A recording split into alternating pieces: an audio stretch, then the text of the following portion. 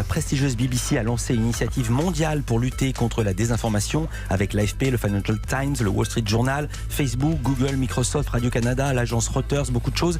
Thomas Huchon, vous êtes journaliste sur Spicy, qui est un média 100% vidéo. Vous avez consacré de nombreux reportages aux conspirationnistes. Est-ce que vous êtes convaincu par ce genre d'initiative ? Mais je crois que la situation est tellement grave qu'on ne peut pas faire l'impasse sur ce genre d'initiative. C'est-à-dire que ce que disait Grégoire est très intéressant, c'est que les journaux sont tous en concurrence. Vous êtes en concurrence avec d'autres radios, Spicy en concurrence avec d'autres sites, mais il y a des questions sur lesquelles cette concurrence ne doit plus jouer. Ces questions, c'est ce qu'on va appeler finalement le tronc commun, ce qui va nous permettre de débattre, ce qu'on va mettre sur la table, ce qui sont les faits, l'information.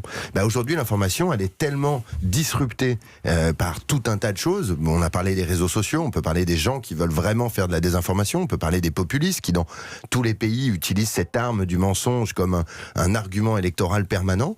Mais je crois qu'on ne peut pas vraiment faire l'impasse. Et ensuite, que vous avez tiqué un petit peu à l'évocation que Facebook, Google soient présents dans ces discussions. Vous savez ce que je pense de ces entreprises-là, mais je ne les porte pas dans mon cœur, c'est peu de choses de le dire.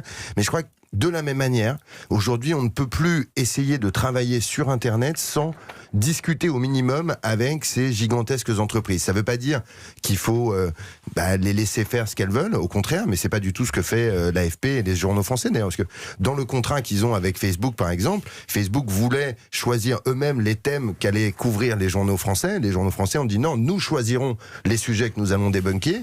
Et donc, je crois qu'il y a une espèce de rapport de force à installer, y compris avec la fake news, ça c'est sûr, mais aussi avec ces géants du net. Ces géants du net, il ne faut pas qu'ils s'exonèrent complètement de nos lois, de nos principes citoyens.